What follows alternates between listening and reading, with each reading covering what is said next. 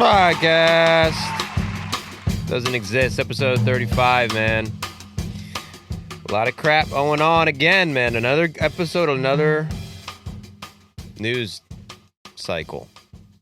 Shohei Ohtani's releasing a book. Pre-order that shit now. We'll get to that. There's some controversy with Shohei Ohtani's new book. Teams are getting eliminated. I've eliminated 3 teams this week. Just 3? Just 3 teams this week. I've eliminated. There are teams whose season just ended this week, which is funny. But that is what happens. Trade deadline, you're done. So stick around to find out if your team got eliminated. That'd be bad news. And then there's also the Yankees.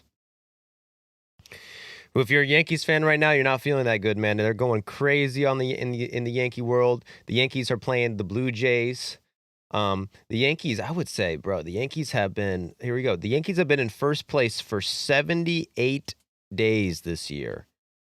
That's got to be one of the most, but that's a lot of days. But they haven't been in first place since July 2nd, which is damn near 3 weeks ago, Mitch. Because there's some other bad boys in town. The Blue Jays, they're a bad boy.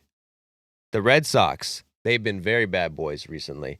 Even the Rays. I mean, the Rays have been, on their best behavior, not really doing much, staying out of trouble.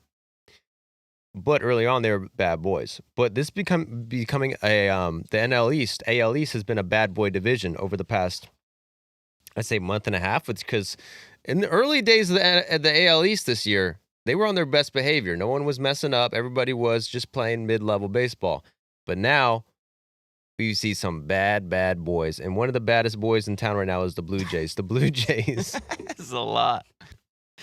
The Blue Jays sit now 18 games over 500. 4-game lead over the Yankees. And what hurts most if you're a Yankees fan, it's because, no one on the team knows how to field the baseball. And it's interesting because that's got to be one of the most simplest things in baseball to do. I mean, it's one of the first things you learn when you put on your little glove. You learn how to, crouch down, put the glove out, 2 hands. Always use 2 hands if you're listening at home. But the Yankees, they don't use 2 hands. Damn, they might not even have hands, these guys. They're making errors left and right. It's embarrassing, but people are going crazy, bro. So coming in this series against the Blue Jays, massive series, like I said, because these are the 1 and 2 teams of the AL East. The Yankees need a win. I don't know how many games back they were, but now I can tell you they were 3 games back of the Blue Jays going into this. They had won 7 of their last 10 games, but in July they've been pretty average, 7 and 8 in July. Team ERA this month is 6.30. So not only can they not field, they can't frickin' pitch. Yet they're still talking about Eugenio Suarez at third base. It's like, maybe look for a pitcher first. However, if Eugenio Suarez can field the ground ball, he'd be a welcome character over there in the Bronx. Anyway, they've been hitting well, but they can't freaking pitch. The Blue Jays, on the other hand, 12-3 in July, tied with the Red Sox and Milwaukee Brewers for the best records in baseball. These guys can fucking hit. They've been hitting the shit out of the ball.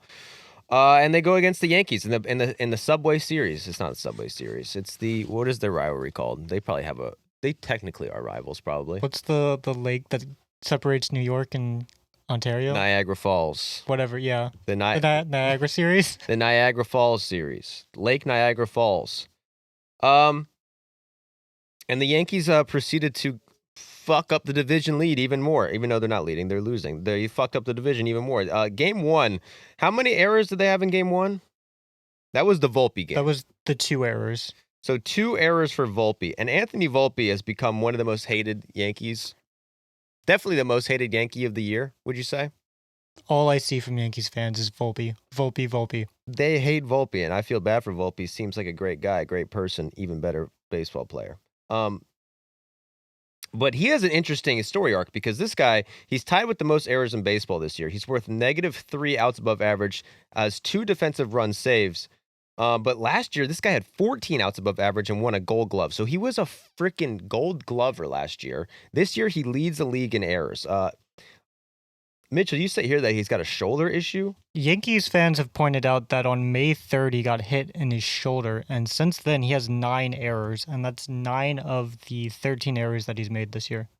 So, yeah, 9 of his last 13 errors. On top of that, he hasn't hit well, but that's not what we're talking about right now. We don't have to, rub dirt in a wound. But that was always Volpe's thing, right? The guy's never been a big power hitter. He's never been a Derek Jeter shortstop. He was a defensive first shortstop. We're talking about a Gold Glover over there, the captain.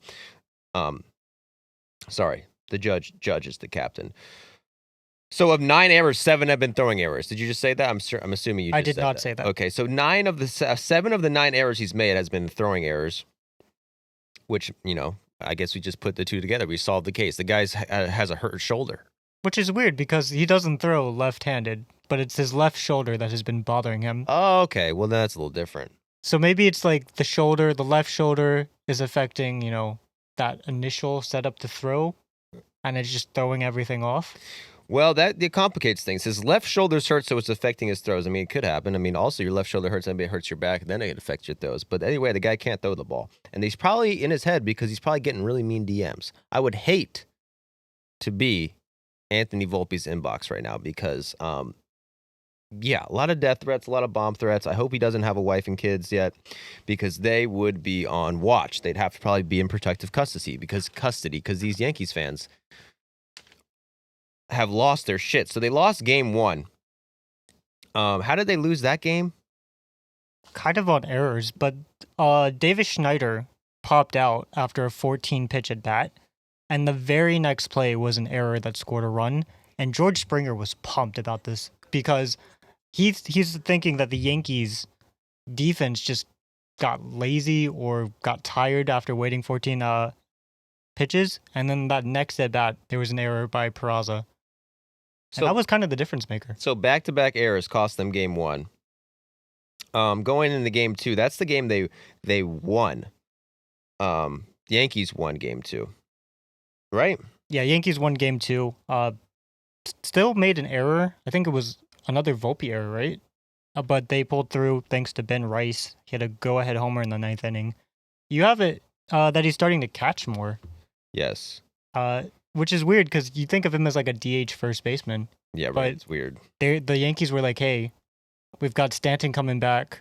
Goldschmidt's at first. Rice is hitting very well. What can we do with this dude? Well, it kind of goes to show you how the Yankees organization probably views defense as not a main priority. Yeah, I feel like these days you don't have a lot of guys who catch and play other positions. I feel like it's such a specialized thing. If you're a minor leaguer and you're a good catcher, you stay catcher and you don't do anything else. Exactly. Like I can only think of IKF came up as a catcher and was really bad, and he hasn't caught in probably like 5 years. And then Dalton Varsho of the Blue Jays, he came up as a catcher, and now he's a center fielder. But for the most part, you don't move catchers around. Yeah, I mean, it's a tough position to move because not only do you have to catch and squat and block and frame, you got to handle the pitchers and know what they like and know the scouting report, what to throw this guy, what to throw that guy. There's a lot that goes into catching where it's tough to be Ben Rice, playing first base and DH for the first season of half of your career. And then it's like, oh shit, now I got to learn all this backhand stuff. I got to learn every single pitch of every single pitcher on this pitching staff. It's a lot to put in a brain. Hope you got a big brain, Ben Rice. But it kind of shows them putting Ben Rice at catcher probably where the priority is in the Yankees organization. They're probably not big on defense. Not that they're not into defense. Everybody loves defense. Jack, you know as good as anybody. What does defense do? The defense is the best offense. It wins championships. And what are the Yankees trying to do? Win a championship. But you saw the Phillies a couple of years ago. Remember the Phillies, their whole philosophy in their organization was defense, don't give a fuck. We're going to get the best hitters in the world. Don't care if they suck at defense. They had the worst defense in baseball and ended up going to the World Series. So, did they win the World Series? No, because defense wins championships. And you're not going to win a championship playing like this. Game 3, this was the rubber match of this series. For all the marbles, would change everything. Obviously, it's just one game, but it's a one game against the team who's in first place. Yankees commit 4 errors in Game 3. Max Fried makes a throwing error in the bottom of the 5th in a tie game that allowed 2 runs to score. After the throwing error, he didn't cover home plate, so I'm not sure that counts as an error, but I'll count it as an error. That means 5 errors in this game. That allowed Springer to score. Jazz Chisholm made a throwing error one batter later after Bo Bichette lined out, but it didn't affect the score. In the 6th, the score was tie again when Ernie Clement, high fly ball to Cody Bellinger. Pothead can't see the ball. Can't see the ball. Lost the ball. He didn't put his Flonase in or his eye drops or whatever. Maybe he has got allergies in Canada, not used to the shrubage up there, but he couldn't see the ball. You got to feel for him. Maybe that roof is white. Isn't that a thing in like some certain domes? I mean, it They said definitely that was about- the Trop. The Trop was the one where like people just lose fly balls all the Do you time. think with the roof they're gonna make it white again, or actually fix that? I don't know. I mean, you know how they're big on the analytics. If they feel like the bad roof could help the home team, which it definitely does. If you're used to the bad roof, you should paint your roof white. Anyway, Cody Bellinger loses a ball in the roof. That turns into a triple. Ben Rice then makes a fielding error with 2 outs that allows Miles Straw to score, gives the Blue Jays a 6-4 lead. In the bottom of the 7th, Jason Dominguez makes a fielding error on a Vladdy single that moved him up a base. The next batter homered. So just a complete debacle of a game, and the Yankees had a lead, right? So the Bellinger not error was a tie game, and that runner immediately scored. And then with 2 outs, the Ben Rice error happened, and that allowed another run to score. So it was a tie game that basically their fielding gave away. Because had Bellinger seen the triple, the Ernie Clement triple, that would have been the second out of the inning. Next batter, Miles Straw hits a double, but then the next batter gets out. So they could have gone out of that inning without a run Yeah, scoring. they basically almost had more errors than hits. I mean, they got 5 hits, 5 hits, 4 4 errors. official errors. If you want to count Max Fried not covering home as an error, which I'll count as a half error, And then Cody Bellinger losing a ball on the lights. that's a half error. That means they had the same amount of hits as errors. And it's like, also, the Yankees have been complaining about this shit for fucking, like, at least since last year. The defense cost them the World Series. Defense and base running for the Yankees has been notoriously bad for the last few seasons. They can't play small ball, Mitchell. Is it a leadership issue? Is it Daniel Boone out there? Daniel Boone? Mm-hmm. Daniel Boone, the 17th century wild man dude. Yeah. He's haunting the Yankees. Yeah, you know, Brett Boone, manager of the Yankees. Brad Boone, yeah. So Brett Boone comes out on the John Boy Media podcast and gets pissed off at Jimmy because I forgot what he was pissed off about. It had nothing to do with errors.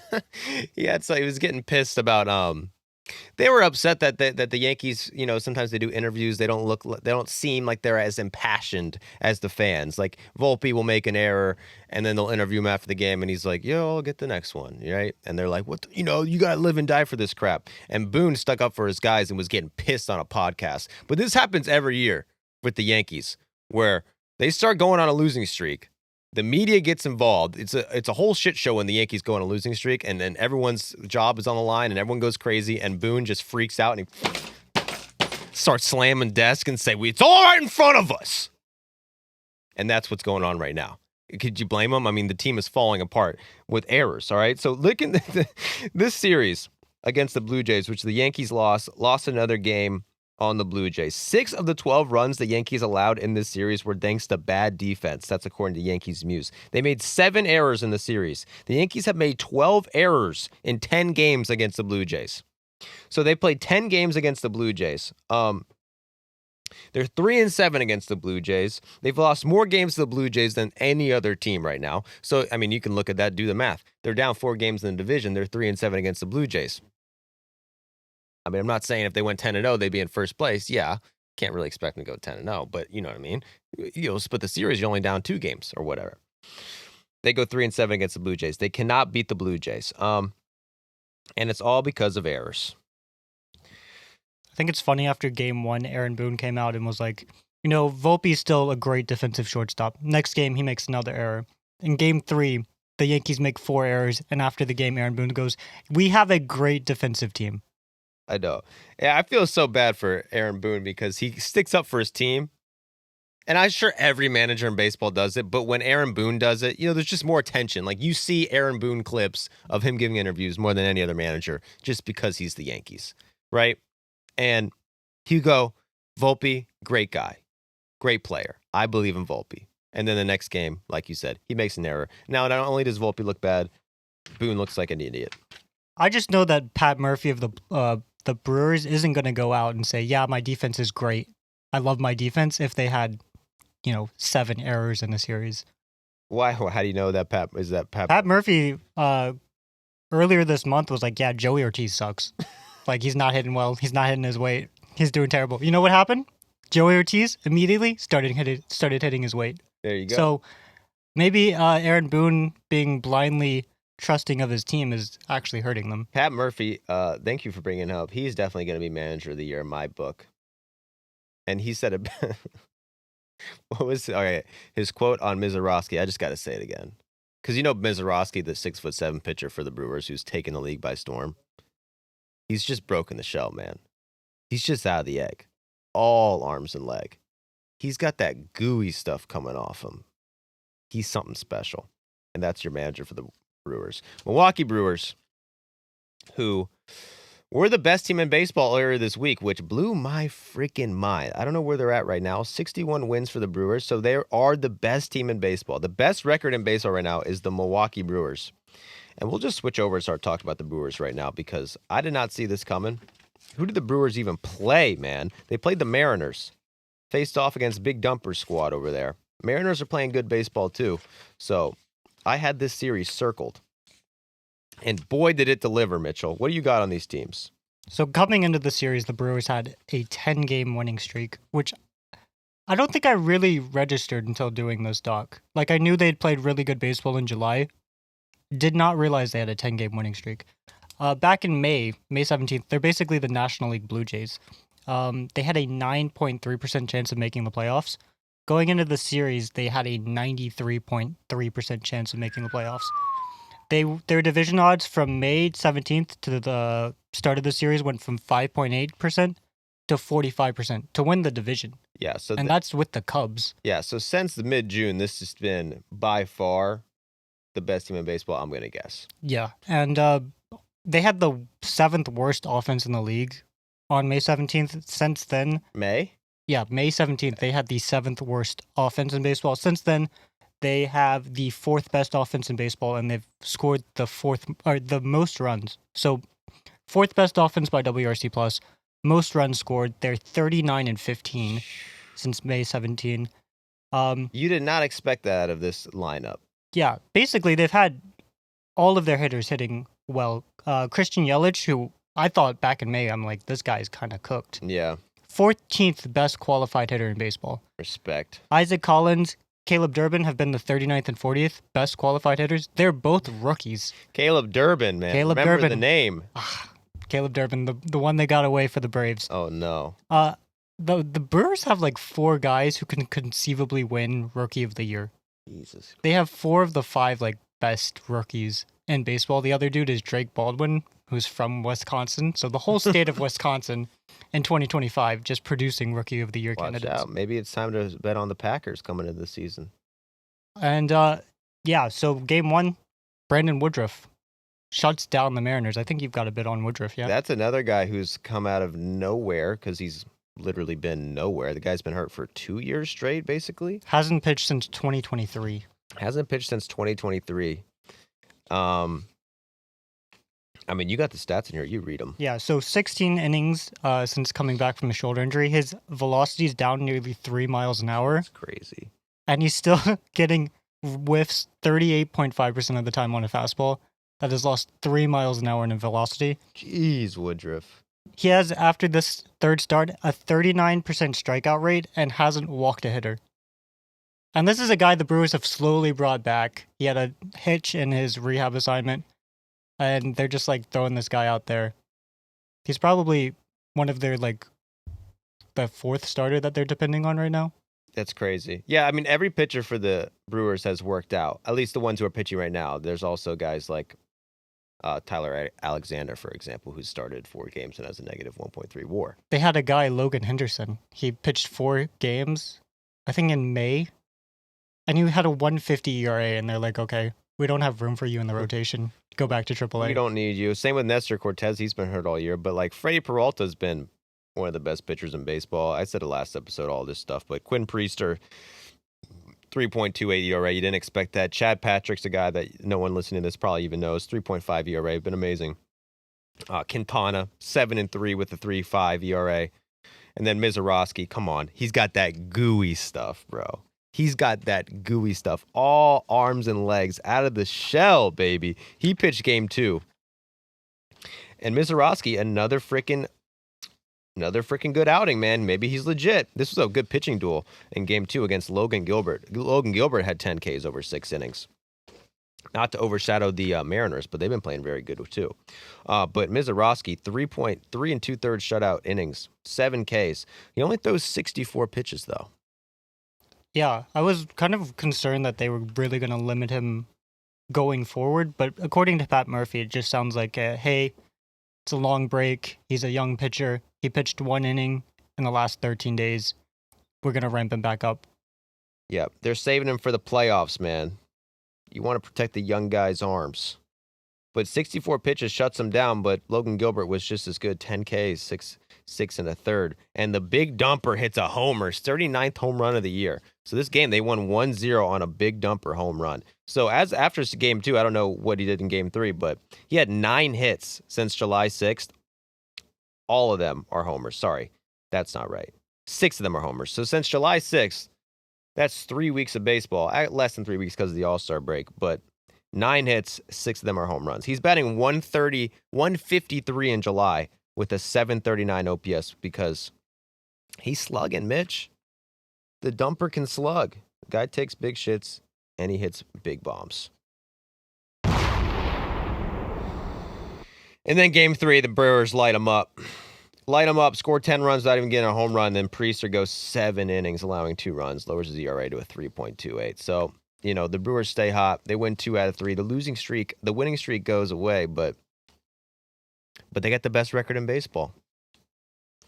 Shout out to the Milwaukee Brewers, man. And with that win, they have sole possession of first place. Fuck. Cubs fans. In a season where everything's gone right for the Cubs, you can't even say you're in first place. And they haven't even played that poorly.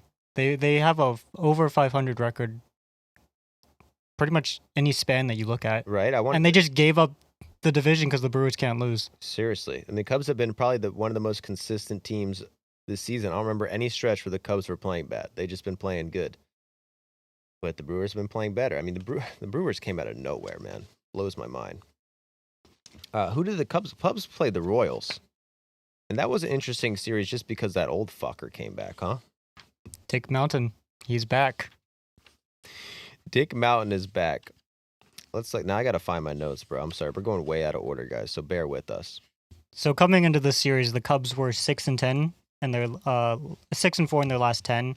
They were 10-5 in July. They were 10-5 coming into the series in July, and they lost like 4 games in the standings. Good ERA, good offense. PCA missed the opener. I forgot to double back on this if he's still hurt. But no, he came back, and I think he hit another home run yesterday. Okay. But he missed the first game to a bone bruise. The Royals have also been playing pretty good. I think that went under my radar. And yeah, so Rich Hill, he's back. He's 45. He pitched the second game of the series. This is his 14th MLB team. That's an MLB record, ain't it? Tied Edwin Jackson. Damn, name a team, Jack. Any team in the MLB. The Rays. Played for them. Played for the Rays. Name another team. The Dodgers. Played for them. Played for them. Had a great couple years for the Dodgers. That's the team that brought him back. It's the Dodgers. Name another team, Jack. The Angels. Played 1 day for them. 1 day for the Angels. The Orioles. He did, right? I'm pretty sure Dick Mountain did play for the Orioles for a season. It did really bad in his early days. Yeah, it was his second team. Damn. Name another team, Jack. The Brewers. No. Stumped you, Mitch. Stumped Mitch. I know Rich ball. Hill. I know names of baseball teams. I can't find this freaking part of the document. It's like Same with the Royals Cubs. way at the end. It's like page 20. Royals Cubs. Yes, but I'm eliminating the Royals from contention, unfortunately. I know you just said they've been playing better baseball. 9-6 in July. The team ERA is great. The pitching's been great this year. They got a guy Bubik, who no one talks about, who's still one of the best pitchers in the league. But it's time to get rid of freaking Seth Lugo. If they don't trade Seth Lugo, I'll be pissed, because this Royals team isn't a terrible team. They got guys, and they got a decent future in front of them. Bobby Witt Jr. is going to be there forever, and he's going to be one of the best players forever. Caglione, he's been getting unlucky. I think he's going to be legit. Vinny Pasquantino, everyone loves the little Italian guy, even though he's not little, he's big. But Seth Lugo is going to be a free agent after this year. He's opting out. It's time to trade him, because you just lost 2-3 to the Cubs. No, they won the series. They won 2 out of 3 of the Cubs. Does that change things for you? Nah.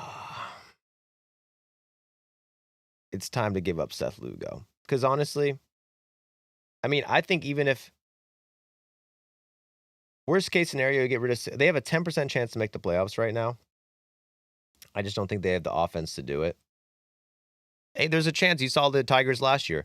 They got rid of their second best pitcher, and then they went on a run without him. I think to have, like, I would say the number one starting pitcher available at the deadline, and you're a team like this with a 10% chance to make the playoffs, you'd be kind of stupid, especially the way the Royals run their organization, which is not the type of organization that's going to be spending a lot of money and making a lot of big-time acquisitions. You kind of got to strike when the iron's hot. And the iron is hot on Seth Lugo. I think it's time to give him up. And I think he's going to go to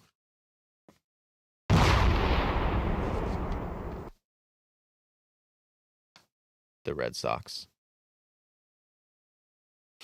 Did we predict that? Who did I predict for Seth Lugo? I think because one of us mentioned Duran for Lugo, and people were like, "That's a dumb trade because Duran has more years of control, and Lugo's old, and he's a free agent." But it wouldn't be a 1-for-1 swap.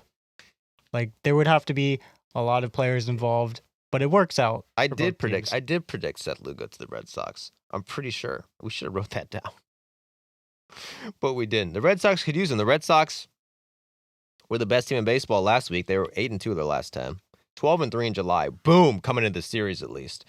Their team RA has been great in July, but that's kind of been, I guess, the area of concern for the Red Sox, the starters. I guess. I mean, if you look at it now, the Red Sox are 5th in runs this year. I would not have guessed that. 18th in starting ERA. Their relief pitchers are 5th in ERA. So they got a top 5 offense. They got a top 5 bullpen.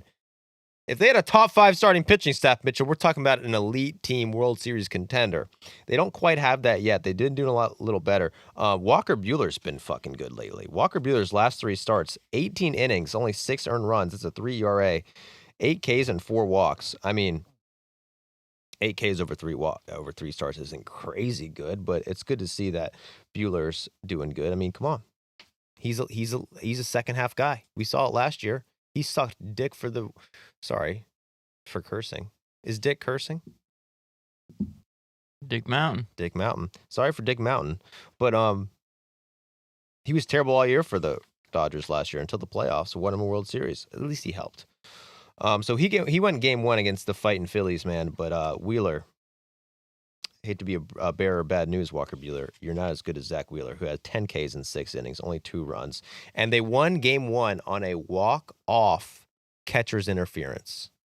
That is one of the weirdest plays in baseball. Shout out to Tim Kurchin. He's got a podcast with his son. It's one of the most I love Tim Kurchin. Can I just say that? I want Tim Kurchin to come on this podcast and say, give me all the stupid baseball knowledge that nobody cares.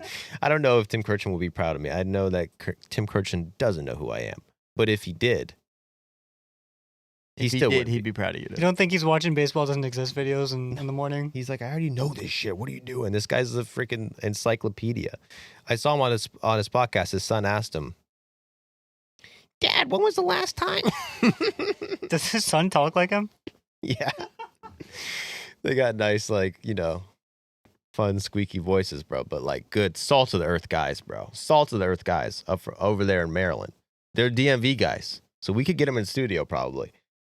I would love to have them in studio. But apparently it hasn't happened since 1971. Johnny Bench was the catcher for the team that had for the Reds when they had the last catcher's interference to lose the game. So the Red Sox lose on a catcher's interference. And yeah, because the Red Sox hottest team in baseball going in the break, right? But then they come out of the break, they lose 2 out of 3 to the Cubs, almost get swept by the Cubs, and played 2 terrible games against the Cubs. Then they go against the Phillies. Tough 2 series right out of the break, and they have another tough one coming up. But they play. So they go into a game against the Phillies, a series against the Phillies on the road. They lose game 1 on a catcher's interference. Zach Wheeler shuts them down. And then this game 2, they got to face Christopher Sanchez. And it's just not fair. You got to face Zach Wheeler, then Christopher Sanchez in a series. You're kind of fucked. All right. The Phillies are 12-11 when Sanchez or Wheeler start this year. Sanchez, second best pitcher in baseball by WAR in July, which might be an understatement. I feel like he's the second best pitcher in baseball on the year in WAR. Probably up there.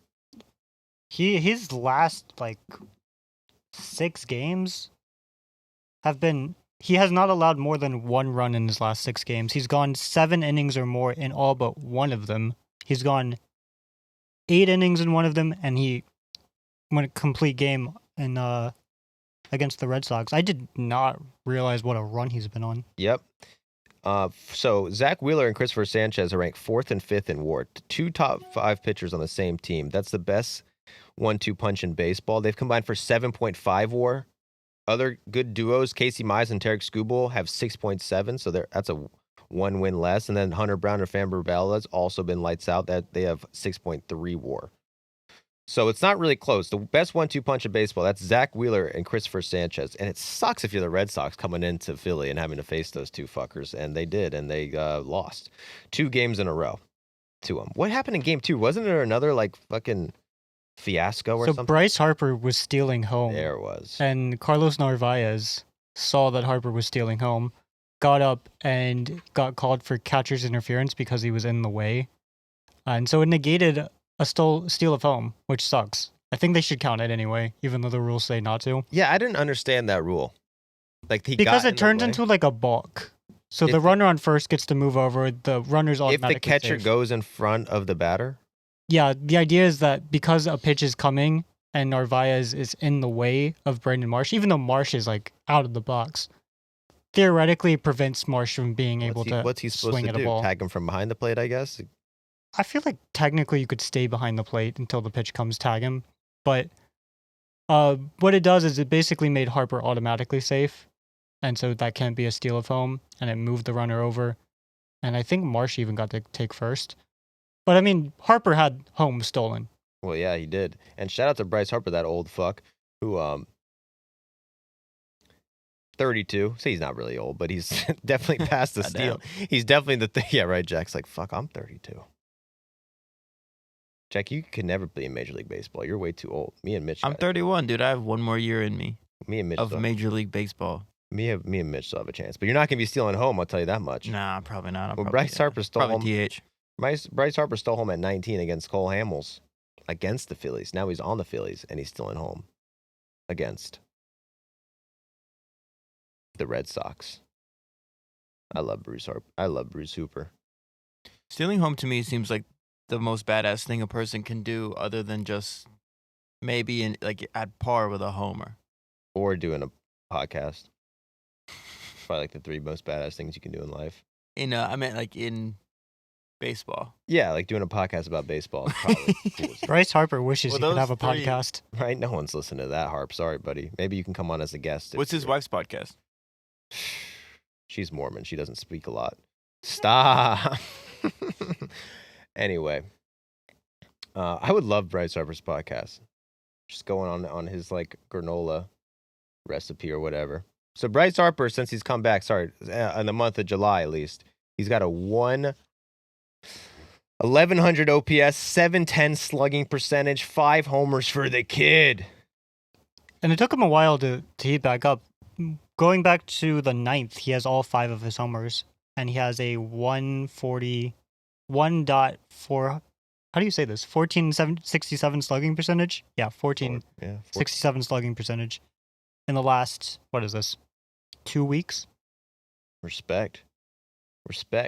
You know, the Phillies lineup only had 1 all-star this year.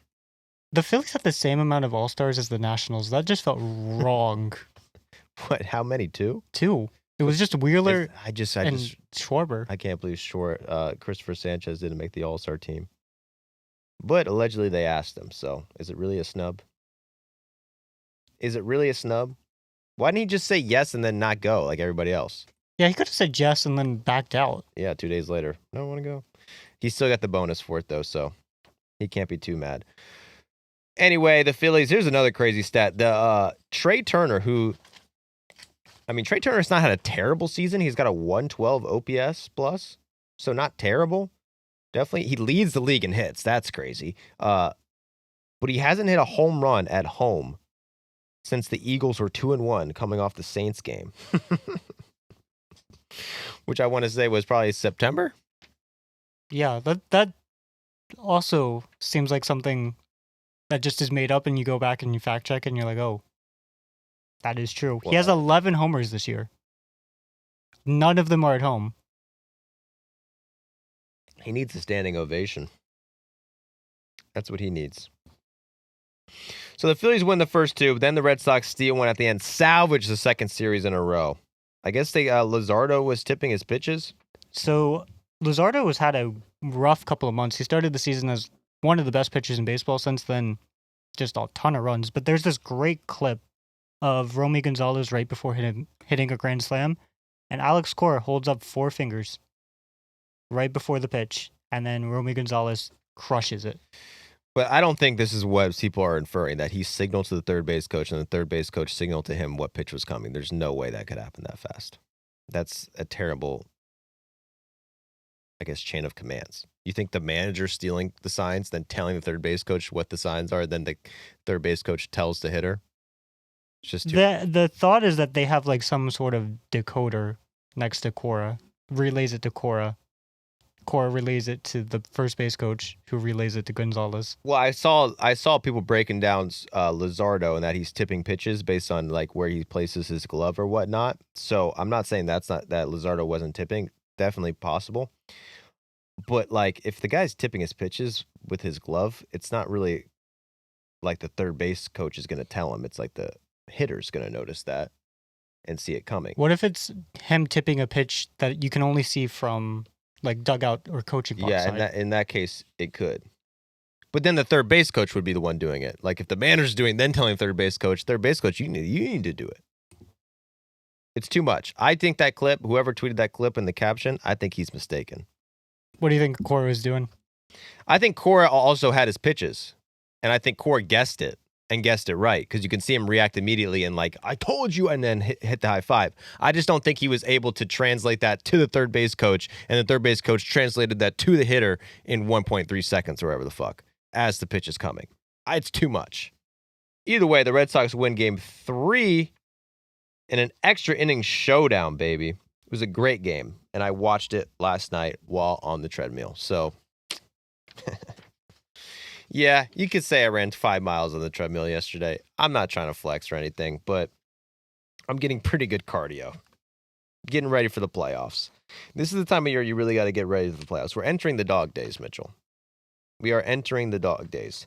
So, and now we got the Red Sox, who after winning this game, let's check the standings for the AL East.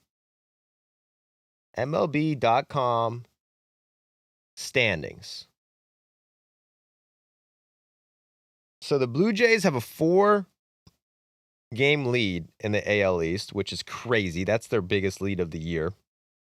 Is that the biggest lead in baseball right now? I mean, what other division is separated by 4 games? The Dodgers are up 4.5 games, and the Astros are up 6 games, and the Tigers are up 8 games. So not even close. But 4-game lead for them. And the Red Sox are down 6. Red Sox are in a playoff spot. The Yankees are in a playoff spot in the wild card. And the Rays are looking back. Now they're down 7.5. The Rays haven't been playing as good. They lost to the White Sox. We'll get to that later. But, Jack, come on, man. The White Sox haunt you, bro. It just keeps getting worse and worse. But the Red Sox now have to play the Dodgers. That will be a good series. I mean, what a freaking 3 series stretch for the Red Sox coming off an All-Star break. You're the hottest team in baseball. You got to go play the Cubs on the road. Then you got to go play the Phillies on the road. Now you got to play the Dodgers. Come on. And the Phillies play the Yankees. So a lot of good matchups. At least 2 good matchups this weekend. Phillies, Yankees, Red Sox, Dodgers. The Red Sox Dodgers is going to be interesting. One, Mookie Betts might not be there. Dave Roberts said he's dealing with some personal issues, might not make the trip to Boston. Secondly, he's dodging the Boston media. Yeah. Secondly, the Fenway workers might be striking. So if you're going to a Red Sox Dodgers game, you might have to bring your own hot dogs. Fuck. Get your own clam chowder in the freaking Yeti mug. I don't know if clam chowder travels well. You ever had clam chowder? Not at a ballpark. I can't imagine having that at a ballpark. Have you Do had they have it at the ballpark, dude? I don't feel like I've definitely had clam chowder. Yeah, I love chowder. So what you're saying, you're like questioning whether they sell clam chowder at Fenway Park? Have you been there? I've been to Fenway, yeah, but I just don't remember. Is that a thing? Because it seems like a weird sell at a baseball park, but also it's Boston, so it's like. Wait, this is actually a thing on Reddit. Someone a month ago said, "Is the Fenway clam chowder actually that bad?" Yeah. First time at Fenway, just got some, thought it was decent. My friend who lives in Boston says it's notorious for making people sick. Well, I can believe that. Yeah, you can't make a clam dish for like 80 million people in one go. Yeah, and in a stadium that's 200 years old, in the heat in the middle of the summer. But we don't have to worry about that because all the Fenway vendors are no-showing. Hey, what are you gonna do? Anyway, they're going against the Dodgers next, and the Dodgers. It's been rough sales for the Dodgers. Rough seas, man. Dodgers going into this series against the Twins, they lost 3 in a row. They had lost 10 out of their last 12 games going into this. Their bullpen, bro. Their bullpen, Mitchell. What the crap, bro? 25th worst bullpen, 5.4 ERA in July. And it gets even worse because they got this fucker, Tanner Scott. One of their big offseason additions, leaves game 1 with a stinging sensation in his left forearm. Is there any update on that? So we had an MRI yesterday. No structural damage in the elbow, but he will be shut down for a few days. And if you're shutting someone down with an elbow thing, usually that means he's done for at least a month. Ooh, yeah. He said stinging in the forearm, though. Yeah, but that in baseball, that's usually a bad sign. A lot of times they'll say it's the forearm, but it's really something. And that's notorious. If a guy goes down with a forearm injury, it's Tommy John. Now they said stinging, so that is better than like a what is the word they use when it's always Tommy John, but they say it's not? I don't know. He pulled his left forearm soreness. So forearm soreness. I feel like stinging is worse than soreness, though. He got stung by a bee or something. Could be a blood clot. Mm-hmm. Should we kill him? Yeah. It's grounds for an execution, Tanner. Sorry, buddy. Anyway, the Dodgers have been playing bad. Luckily, they got to play the Twins, too. Sorry about the Twins fans. Season's over for the Twins. Thanks for coming. And the Twins, man, it's got to be frustrating for the Twins. Because they're kind of just, a meh team in every aspect. Kind of boring. Yeah, you have Byron Buxton. Who's a beast. And then you have a Carlos Correa who you think should be better. And then you have Harrison Bader swinging that water bat. That's pretty interesting. So they're 19th in runs, 19 in starters ERA, and 23rd in relief pitching. So a little below average in everything. Buxton has been their only offense this year. Byron Buxton has had a freaking amazing season, underrated season. He's finally played like a full season and has been healthy the whole season. He's 5th in WAR and he's only played like 83 games or something. Let's check it out. So he is not 5th in WAR. He's 8th in WAR, but he's played 83 games. So, you look at the top WAR guys, they're all up to like 100 games. He's played 17 less games than Shohei, and he's got only a half game less WAR than him. 152 WRC+. He's been slugging the crap out of the ball, but no one else on the Twins can hit. and it's hurt the Twins, man. Other news, Shohei Ohtani announced that he wrote a book that it will be available for pre-order, but there is some controversy and some Ohtani fans are really upset about this stuff. Okay, so the book is available for pre-order. It's called Decoy Saves Opening Day. Okay, the story follows Decoy, his dog, as his dog prepares to throw the first pitch on opening day, but forgot his baseball at home. Okay, Decoy can't wait to throw the first pitch at opening day for the new baseball season. The stadium has hot dogs, the biggest backyard he's ever seen, and thousands of his best human friends. It's going to be the best day ever. But oh no! Decoy forgot his lucky baseball at home. Can he get his ball and make it back to the stadium before it's too late? And we don't know. We don't know how it ends because it hasn't come out yet. But it's like everyone wants to know what is going on. And you can pre-order it now. Everyone's excited. The pre-order is going to get there on February 3rd, 2026. Not in time for Christmas! Also, dude, Wrong sound, dude. why don't they have baseballs at the fucking It's the not a park, lucky dude? baseball, dude. They don't have the app, right? I mean, hey. Also, I mean, I feel like this cover kind of spoils the ending. I have a feeling Decoy's gonna make it on time. Listen, No, it's a children's book about a fucking. He gets hit by a car at the end and he dies. don't even That's joke. what- Don't even joke about that. No, of course it all works out. It's a children's book, dude. What are you talking about, Jack? I'm in suspense. Either way, You ever read Stella Luna? I've read it. What happens? Something about a bat looking for its mom. Oh, that's a mother for Choco. No, it's not a bat. That's a walrus or a bird. I would love if this book had like a Bambi type wrinkle in it where Decoy dies or Decoy's mom dies or something. You know, you Bro, gotta. Decoy gets fucking Tommy Johns, brother. I mean, he's due for one. Decoy's mom sacrifices herself for Decoy so he can make it to the park on time. Imagine the real Decoy just gets like left arm soreness. Left paw soreness. Decoy's out for the season with left paw soreness, like And every you gotta kill him. like every other Dodgers pitcher. But yeah, what a bag fumble! Not gonna be ready for Christmas. That would have been a great Christmas gift. It's very And if it's gonna be February, you may as well just wait until opening day. 100%. I mean, the Shohei fans not happy about it. I will pre-order it. I will read it. Maybe we'll do a reading on the pod. We'll see that. We're gonna have to wait a long time. I'm trying to get a signed copy. I'll put in a word for you. Get a paw print on there. I meant Shohei, but yeah. So the reeling Dodgers play the mid-Twins, and Shohei, speaking of the devil, comes in first game, 3 innings pitched, 1 earned runs, 3 Ks. His ERA is a 1.5 on the season now. Gives up a home run, leadoff home run to Buxton. The bad boy Buxton hits a home run off Shohei. Loves it. Then Shohei comes back out, and he hits a leadoff home run himself, which is just the coolest fucking shit of all time. I'll never get tired of it. But to see a starting pitcher just give up a leadoff home run and then just come out the next inning, lead off the game. I guess he wasn't leading off. He's batting second now and hits a home run just to erase the home run he just gave up. It's never happened in baseball history, and To get back. it happens like 7 times a year when Ohtani's actually pitching.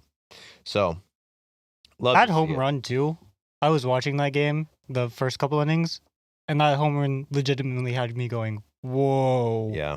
Just like 113 miles an hour off the bat, dead center. I don't know if Buxton even moved. It's majestic, man. He's a majestic man with a majestic dog, majestic wife, a majestic book, and a majestic bat. The guy's hit a home run in 5 straight games now. Ohtani's up to 37 home runs. He tied Judge, 2 behind Cal Raleigh, and he has a 1.5 ERA. So he's up to 3 innings pitched. His fastball is 1 mile per hour faster right now than it was before Tommy John. He looks freaking nasty. The Dodgers win game 1. They squander game 2 with some Yankees ball with some errors. Yamamoto pitched well, but Ben Casparius blows it. They made some errors in that game that were bad. Some Dodgers fans are really pissed, but what are you going to do? What are you going to do? Game 3, Ohtani hits another home run. 5th straight game for a home run for Ohtani. They've had to lose this series too. They blew this lead. Their bullpen blew this one too. So their bullpen, that's 2 games they would have blown this series. But thank God for Freddie Freeman, that drug addict. You know, took enough Vicodin to kill Decoy for sure. I was gonna say a horse, probably kill a horse, but if you gave keep Decoy away from Freddie Freeman because we don't want that dog getting on painkillers. Freddie Freeman is on painkillers and a lot of wine, and he has 7 injuries, and he hits a walk-off single in Game 3 to win the series. I love this too, how this happened. The Twins, they intentionally walk Shohei so they can face Estuary Ruiz to get the last out of the game. They're facing Estuary Ruiz, who, if you don't know, is fast as crap, but he's not necessarily a great hitter. And they walk Estuary Ruiz? They walked him. Do your job, bro. Put it in the zone. So then Freddie comes up and hits a walk-off. So the Dodgers, whose offense has been pretty mid lately, put up 5 runs, 7 runs, and 4 runs against the Twins, which is good, but it's also like, dude, they're facing David Festa, Simeon Woods, Richardson, and Chris Paddock, and that just goes to show you what the Twins' problem is. David Festa made me mad. I feel like if you're 6'6", you should not be throwing 91 miles an hour. Yeah, should have been 6'7", like Mizorowski. That's where you add 10 miles per hour on your fastball. It's that little extra last inch. 6'6", you're not really throwing hard. 6'7", perspective. So Ohtani's in the 2-hole now. That's interesting. The rationale makes no sense to me. Because Mookie Betts has been one of the worst hitters in baseball over the last month and a half. And so Robert's thinking was, hey, let's move Mookie Betts up in the lineup so he doesn't have to think as much about mechanics and just worrying about getting on base. And we'll move Ohtani down. But, I mean, Betts all around has been one of the worst hitters. He hasn't been walking for like a month now. He has I don't have it listed, but he had like a 50 or 60 WRC plus over a 40-game span. If I'm trying to relieve pressure off of him, I'm going to move him down in the lineup and not second to first. At the end of the day, he's still Mookie Betts, though. I'm sure it's more of a calculation of like, this guy's not driving in any runs. Let's put him in the leadoff spot. Let's put Ohtani in a spot where he can probably drive in some more runs because he's hitting better. But that's, what do I know? Also, maybe they're just trying to shake things up. You know? What are you going to do? Mookie Betts, he'll get better. So he might not even go to Boston. That's interesting. Mookie Betts is the type of guy, he starts hitting bad, you know, it really wears on him. He's probably mentally discouraged. He didn't make the All-Star team this year. When is the last time Mookie Betts didn't make the All-Star team? Bro, oh my God. Mookie Betts, this is... Oh, wow. Yeah, so he made the All-Star team 8 years in a row? The last time he did not make the All-Star game, and there was an All-Star game, so like not 2020, was 2015. He was a 22-year-old who had a 6-WAR season. Yeah, so that's 8 years in a row making the All-Star team until this year.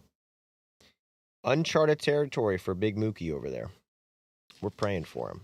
He probably didn't even have plans made. He's always so accustomed to making the All-Star game. He told his wife, hey, can't make any plans. And then they were sitting at home in Los Angeles going, what do we do now? I saw a funny clip. It was like Matt Kemp on some podcast last year, and he was talking to Mookie Betts at spring training, and then Mookie Betts was like, yeah, man, when I got to come because I guess Matt Kemp has like a restaurant in Texas, and he was like, yo, in the All-Star game, like, we got to work something out where we can meet up and we can go to the restaurant or whatever. He's like, and Matt Kemp was like, it's just batshit crazy that he's making plans for the All-Star game in March, just knowing he's going to make it no matter what.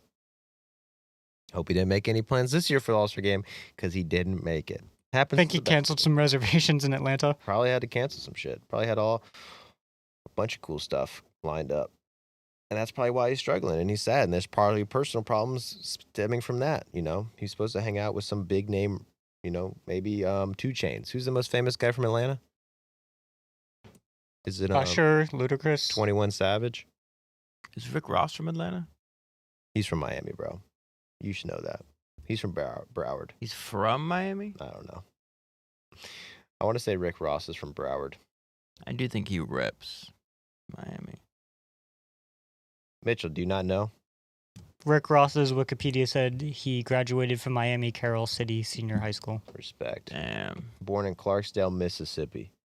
He will be in North Dakota playing the North Dakota State Fair Center tonight. Rick Ross at the North Dakota State Fair. Holy shit. No, not the State Fair. The State Fair Center, My bad. which I Okay. think is like a giant venue. Yeah, you're right. I'm not sure I've ever seen, when artists release their tour dates, I don't think I've ever seen North Dakota on the list. Hey, man. They got to stick Ricky Rose in North Dakota. That he does have a lot of animals. You ever see those clips where he's like, I'm going in, the horses is coming in. I think that's Yeah. Ricky Rose on his massive prop. He's from Mississippi. He's a country boy. So, yeah, he fits right in North Dakota. So check out Rick Ross if you're in the area tonight. 8 o'clock at the North Dakota State Fair Center. Don't want to miss it. But this next series we're about to cover, man, I'm going to tell you what right now. I've eliminated another team. And if you're a fan of this team, we were high on this team. They had a lot of expectations, but their season is officially over after this series. But before we get to that, we got a brand deal, motherfuckers. We're finally starting to make some money around here. Mitchell and Jack can stop skipping breakfast because of Ridge Wallet. And I got my Ridge Wallet right here, guys. If you look, please go to the YouTube channel and look at the video because this is important. If you don't buy these Ridge wallets, they're going to drop us. Please buy a freaking Ridge Wallet. You will not regret it. I've been using my Ridge Wallet ever since they sent me a Ridge Wallet, which I want to say was like a month ago. But look how freaking sick this thing is. Look at this color. You like my color scheme? Aqua I do blue. actually. Yeah, that's pretty sick. Kind of like Miami Marlins, Jack. A little bit matches your shirt. Matches your shirt, which we don't fucking Rival talk about. podcast shirt. I don't know. Whatever. I'm on 2 podcasts.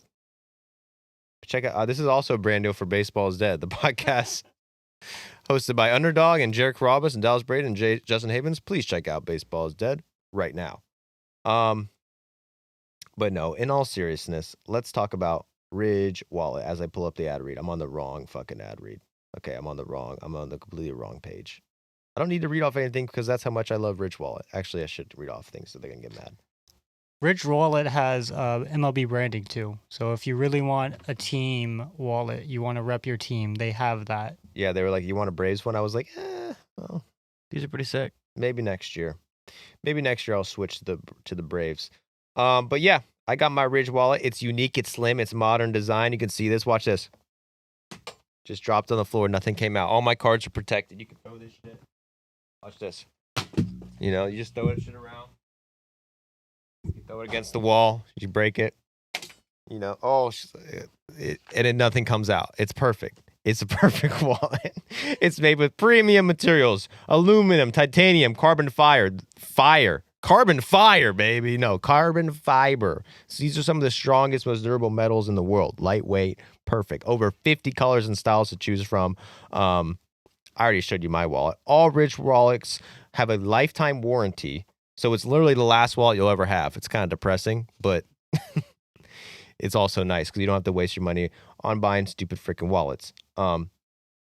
It does give you peace of mind knowing that all Ridge wallets have an RFID blocking technology, keeping you safe from digital pickpockets. It should. Over 10,000 5-star reviews. It's actually over 100,000 5-star reviews. That's a lot of 5-star reviews. I'm giving it 5 stars right now. Boom. Over 100,001 5-star reviews. Losing your wallet is the worst, but with Ridge Wallet AirTag attachment, so a lot of you guys rock AirTags in your wallet. You think, oh, my Ridge, it won't fit. Psych, they got their own AirTag attachment. You can know where your wallet is at all times before the panic steps in. Ridge Wallet isn't just about wallets. They create premium everyday carry essentials like key cases, suitcases, and rings, all built with the same sleek, durable design. No matter what you pick, Ridge has free shipping, a 99-day risk-free trial, and a lifetime warranty on all your products. You got nothing to lose. Support the podcast. Support me. Support Mitchell. Support Jack and their quest to be able to afford dinner and buy a Ridge Wallet now. For a limited time only, they're giving us 10% off, mother truckers. 10% off the Ridge Wallet. Just use code PDE at checkout. That is code PDE. Just head to ridgewallet.com, use PDE, and you're all set. After your purchase, they will ask you where you heard about them, and please, please, please, please, please, please, please, please, please tell them podcast doesn't exist sent you. It would mean the world to me. Or we're gonna have to stop the podcast. Buy a Ridge wallet or you're a, you know what. All right, so back to the team that just got eliminated. It's the Diamondbacks, bro. The Diamondbacks. They came into this season with high hopes. They won the World Series in 2001, which was a big World Series. And they went to the World Series in 2023, which no one thought it was going to happen, but they arrived early. They had this young bunch of unknown players. Tommy Pham was in there, the veteran presence. They had Zach Gallen at the mound. They had Brandon Pfaadt coming out of nowhere, throwing big innings in the playoffs. Damn, this team's going to be good for a while. And then this offseason, they add players. Who do they add to this team other than Corbin Burns? I'm blanking. Bro, Isn't it didn't just Burns? Bro Burns did. was their big dude, right? Bro didn't do his research, dude. They added more than just Burns. Josh Naylor. Oh my God. Josh Naylor. But they've also got great production of Geraldo Perdomo. We don't talk about him enough. He's got a 126 OPS plus. Eugenio Suarez has been one of the best hitters in baseball this year. Ketel Marte's been one of the best hitters in baseball this year. Sorry about all your jewelry and shit that got stolen at the All-Star game. Did they say $400,000 worth of shit? Nearly $500,000 Oh my God. stolen while he was away. So Ketel Marte, man, you've had a tough season when it comes to emotions, bro. Goes to the All-Star game, comes home, everything's taken from his house. So thoughts and prayers to him. But they go in a game against the Astros, and the Astros are not to be fucked with. I mean, they're 3-7 over the last 10 going into this game, so struggling a bit. But they go and face the Diamondbacks. This guy Bryce Matthews, didn't he hit his first home run and then hit 2 home runs in his first home run game? Yeah, so he entered the series with a .083 batting average and a .214 on base percentage. His one hit was a single. So this was only 4 games. It's a 4-game sample, but going in was not great. He hits a 3-run homer in the first at bat of the game for him. Then in the 7th inning, he hit a 2-run homer. And those runs were kind of the difference maker. Yeah. So you lost the game because of a guy named Bryce Matthews, who came in batting .083 in his MLB career. He was slugging .083. And you're the Diamondbacks. This is going to be your big year. You added all these big players. You're going to win the World Series, and your season ends to Bryce Matthews, who hits his first Major League home run and his second Major League home run in the same game. And I think he hit another home run in Game 2, right? Game 2. Hit another home run, and it was the deciding run. It's crazy. Bryce Matthews just... The season might have already been toast for the Diamondbacks, but this series really just... Oh, you Bryce Mitchell, you like hit that? him with the Bryce Mitchell. That's tough. I saw a funny quote from him recently. But this is not an MMA podcast. You see where that guy was talking Russian, and he thought he was talking Arabic?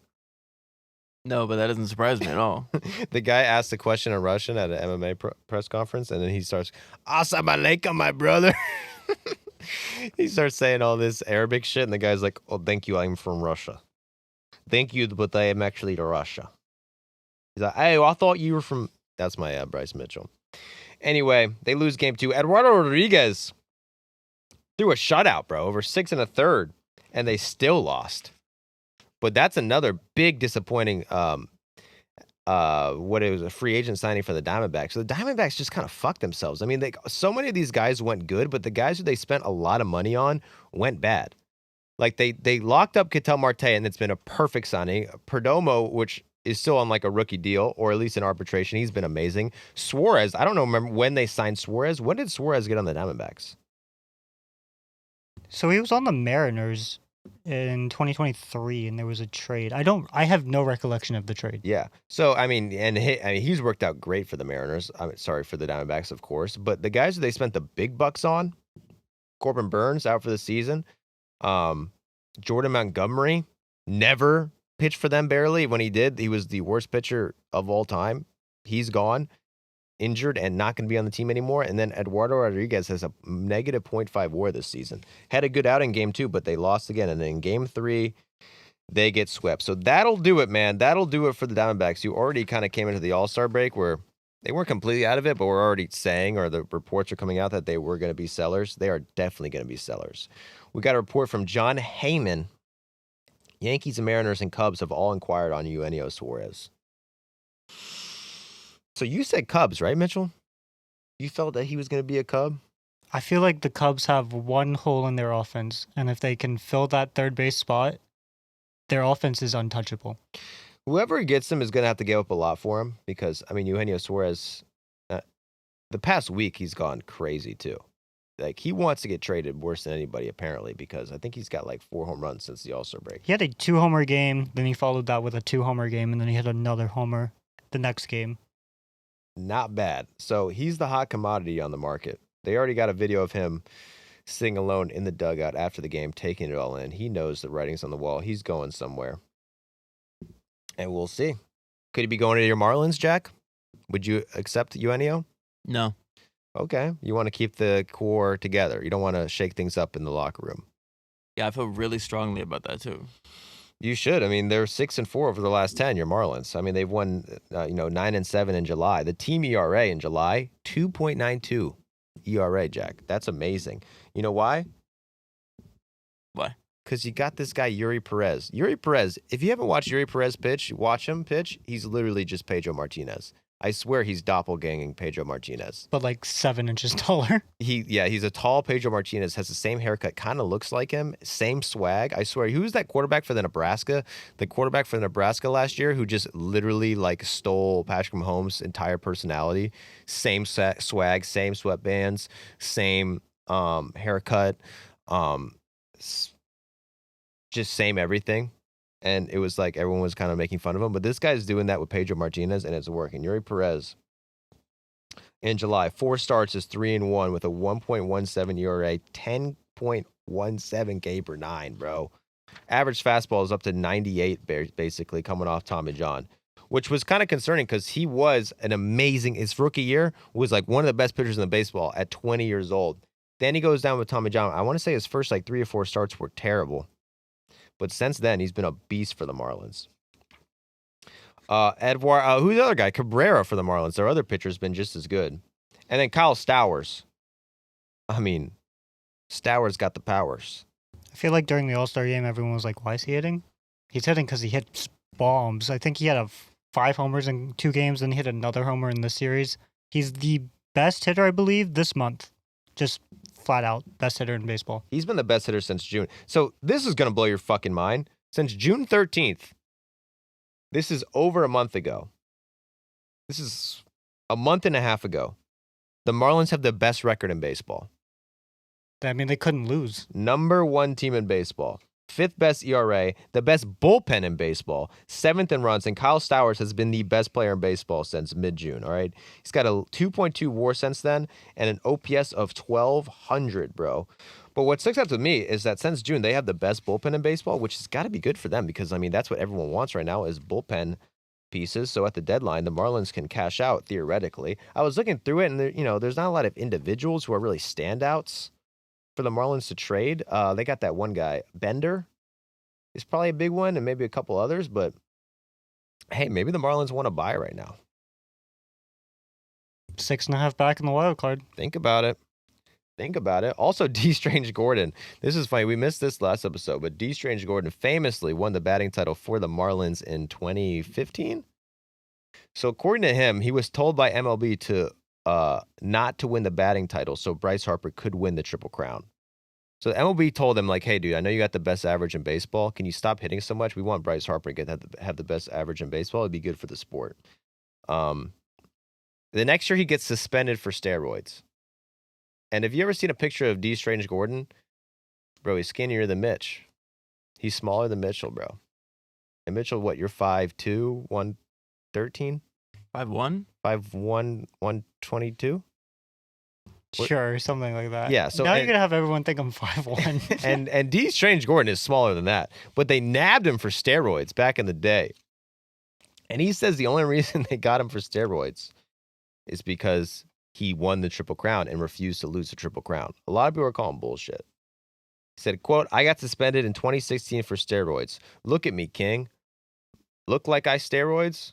No, look like I took steroids. In 2015, they told my black ass, don't win the batting title. And then he won the batting title and suspended him for steroids, even though he didn't do steroids. I'm going to call bullshit on that. What do you think? Yeah, because Bryce Harper was like 40 RBIs back from the Triple Crown. Okay. Either way, good story. It's a great story. Imagine someone just prank called him one day. It's like, hey, this is MLB. Don't win the batting title. We want Bryce Harper to win it. He's like, fuck. MLB's on my ass. And that motivated him to do better and win the batting title. And then he took steroids to win the batting title. Hey, man, steroids come in all shapes and forms. I'm on steroids. Anything for the Maestros, right? I'll do anything for them. Big game come up on Sunday. If you guys want to come, come. Anyway, so they're playing the Padres. Padres have been in the news with some trade deadline acquisitions and some trades, too. The Padres won 2 out of 3, right? I keep flipping it in my head. They lost 2 out of 3. They lost 2 out of 3 to the Marlins. That's not good. All one-run games to the Marlins. Not bad. Marlins are a tough squad. Don't sleep on the mighty Marlins. So the Padres lose 2 out of 3 to the Marlins. They're 4.5 game backs of the Dodgers, which is kind of crazy. You'd think it'd be more, but the Dodgers have not been playing well. But now there's reports that the Padres are thinking of trading Dylan Cease, who will be eligible for free agency at year's end. The perception of other teams is that the Padres are intent on making a push for the playoffs and would use Cease to fill up other roster needs. Mets, AL East teams, Cubs, amongst teams that have talked about him. So as we can see, there's a pattern so far. The Cubs seem to be linked to a lot of guys, and everyone in the AL East seem to be linked to a lot of guys. Those seems like the Cubs are really trying to make a big splash, and everyone in the AL East, obviously, they always try to make a big splash, and the Mets are the biggest of splashes. So the big names are in on Dylan Cease, but it's a little surprising that it's very surprising that the Padres, team that was, according to the Dodgers, 1 game away from winning the World Series last year, who are in a playoff spot, only 4.5 games back of the division, are going to trade who at one point was their best pitcher. I mean, I love the idea. Right now, teams are a lot closer than they used to be. The trade deadline isn't as big because there's so many more contending teams. So I think getting creative and trading out one of your pieces who is not going to be on the team at the end of the year and trying to like fill other needs within this season and next season is a really smart move. But like, I know Dylan Cease has not pitched well this year. Dylan Cease has struggled. I believe it's also a thing where he's kind of getting unlucky if you trust the peripherals. Not like he's completely broken as a pitcher. He was 4th in Cy Young last year, and he got 2nd in Cy Young for the Cubs, where he led the league in WAR. For the White Sox in 2022. So he's an elite pitcher. This year he's got a .6 WAR with a freaking what's his ERA this year? 4.59 ERA. So he's having a bad year. And yeah, the Padres' need is not starting pitching. They're 12th in starting pitching. It's really their lineup that's been their biggest issue. They're 25th in runs. So by that, you'd say, yeah, we don't need starting pitching. We need offense. But you still need starting pitching, even if you have decent starting pitching. It seems like, who trades their best pitcher at the deadline if they're trying to compete? But I mean, Cease is like the 3rd best pitcher, 4th best pitcher. Depends on when King is back. On paper. On paper. On the stat book, yeah, he's not pitched as well as like Randy Vasquez. Has he? No, but like the Padres do have Nick Pivetta, who's been well worth their money. No one wanted to sign Pivetta this offseason. Yeah, Padres swooped in. Nick Pavetta's been elite. But who else do you trust? So you don't have Dylan Cease, and Michael King doesn't come back. You're pitching Randy Vasquez game 2? Or do you want to go Stephen Kolek? Or maybe go Yu Darvish? Or maybe all 3 of them you don't want to pitch game 2 because they're all fucking, you know what I mean? Not game 2 starters. Washed. Yeah. So you're really going to trade Dylan Cease. I know he has a 4.59 ERA, but come playoffs, when you see Dylan Cease penciled in, you're like feeling, all right, we got Dylan Cease. By that point, he's going to be probably pitching amazing. And the Padres are almost certainly playing the 3-game wild card series. Unless the Dodgers free fall continues and one of the NL West teams steps up, Dodgers are going to win the division. All 3 NL West teams have had a lot of opportunity this month to get a ton of games back, and they haven't done it. So I agree with you. You got to have a good game 2 starter. But I'm looking at it, and like Cease seems primed for that weird 3-team trade, where the Padres get a bunch back, Cease goes to a contender, and then a team that's selling off can work that out. Like if there's going to be a 3-team trade this year, it's going to be Cease. Well, I mean the Duran to the Padres has been what everyone's talking about. I wouldn't want to trade Dylan Cease for Jarren Duran. I'd rather have Cease. Because I know the Padres, they're 25th in runs, but like they have a good lineup. Like Jackson Merrill's going to get better. Manny Machado's been great. Fernando Tatis, probably going to get better. Luis Ariz, you like him. Xander Bogaerts, he's not terrible. And you got Jake Cronenworth. It's not like they have a lineup. Like if you're a team like, who's got a shit lineup, man? Who's a playoff team with a bad lineup? Like the Mariners last year. If the Mariners last year wanted to do this, I'd say like that's genius. So yeah, you can give away one of your starters for an extra bat. But the Padres, I don't think they can do it. I can kind of see their logic. Their logic probably is that they have number one relief core in baseball, right? Number one relief core. So if they just want to moneyball it up, I guess not money, pitching chaos it up in the playoffs, and that's their strategy. That looks like that is their strategy if they trade Dylan Cease. They're a team that could probably do it because their bullpen is that good. But it's just a little weird. I was not expecting to see Dylan Cease to be on the trade block. But he is. And it goes to show, like what I've been saying with this new ownership, like how are they going to act? Like, the old owner would never do this. The old owner would have got a new starter and a new catcher and a new third baseman. And fuck it, let's get some AAA depth. Let's hit up Noah Syndergaard to see if he can give us some innings. I think with the Padres, though, we covered this in the trade deadline episode, but they don't have a great farm system. So if the Padres want to add, they are going to have to get creative. It's not necessarily just the ownership. It's like we only have 2 big-time prospects. One of them has not hit well in AA. The other one is a shortstop in low A who has shown a lot of promise. But if we really want to improve this year's team, how can we do it? Dylan Cease is our 3rd starter. Theoretically, we could ship him off, make something happen, and then get an outfielder in return. I mean, if what you're saying comes true, where like they're able to get a starting position player who's like kind of on par with Dylan Cease, maybe, and they can make their farm system better and a prospect, then by all means do it, and then do pitching chaos in the playoffs, and try to work it out. Hopefully, Michael King comes back, and you can do it. That would be a smart trade. If not, you got to keep Cease, man. Because Cease, say what you want about Cease, he's not deceased. He might have a 4.5, but the guy's alive. Say what you want about Cease, he's not deceased. He may have a 4.5, but he's still alive. Why'd you try to just dropped that bar. Was feeling really proud about it. Didn't get much reaction from the Ear Jack and went, maybe they didn't hear me. No, I just wanted to, I stuttered a little bit the first time because I was just freestyling. So then you iron it out and you say it again to emphasize what you're trying to say. Like, have you ever watched poetry?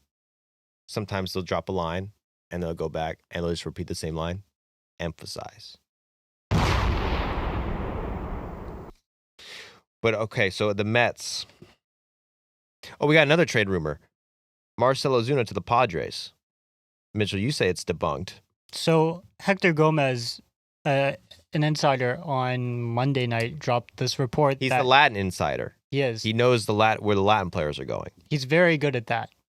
He drops this report that there have been talks between the Braves and the Padres for Marcell Ozuna. The next day, the Braves beat writer comes out and says, according to my sources, haven't heard any talks. But do you trust Bowman, the Braves beat writer? The funny thing about the Braves beat writers is they only know, like, they barely know any more than the rest of us. Yeah, they don't know shit. They get very little out of the front office, and most of the time, if there's a leak within a transaction involving the Braves, it's coming from the other team. So I'm inclined, and everyone knows that Marcell Ozuna is getting traded if he accepted trade. So I think Gomez had something from Ozuna's agent, maybe. Yeah, so I saw a tweet from someone saying that same thing that made a lot of sense. Like the Braves are notorious for like nothing ever leaks. They'll make a massive trade. No one saw it coming. Then the day of the trade, it comes out. They hide their sources well. So this Braves beat writer saying, I haven't heard anything about this.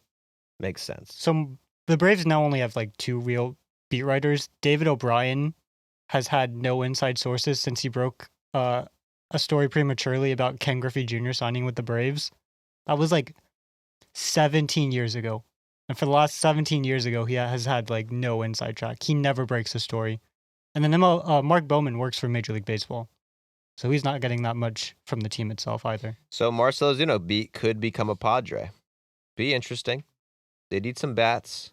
The Mets are linked to Dylan Cease. That would be a big. The Mets. That's what the Mets need. Some starters right now. The Mets just swept the Angels, man. The Angels. Your season is over. But you know what? It's okay. Here's the thing about the Angels. Where are they at right now? They were going into the series. They won 2 out of 3 against the Phillies. This is the fucking Angels their whole season. They get 1 game from being 500. Everyone's excited. We're playing good. We just took 2 out of 3 against one of the best teams in baseball. Then they fuck it up. They go against the Mets and get swept, bro. Swept by the Mets. Is it time to sell if you're the Angels? I would say no, bro. I would say I don't think, obviously the Angels aren't going to make the playoffs unless something crazy happens. But I still think if you're an Angels fan, you're happy with the way the season's gone. Like the Angels have called up every prospect in the world, and not to say that they have the best young core, but you saw a lot of good shit from them. A lot of nice young players. Zach Neto has played great. Noah Chanel, he's hit pretty good. Logan O'Hoppe, he's got 18 bombs. For a while, he was leading the league. Maybe the first 2 weeks of the season, he was kind of close to the league. Whatever. But you know what I'm trying to say. Taylor Ward's had a great season coming back strong. Joe Adele's shown freaking flashes of being a beast. Maybe he's going to break out at 27 years old. Mike Trout, he's shown when he's healthy, he's still a beast, right?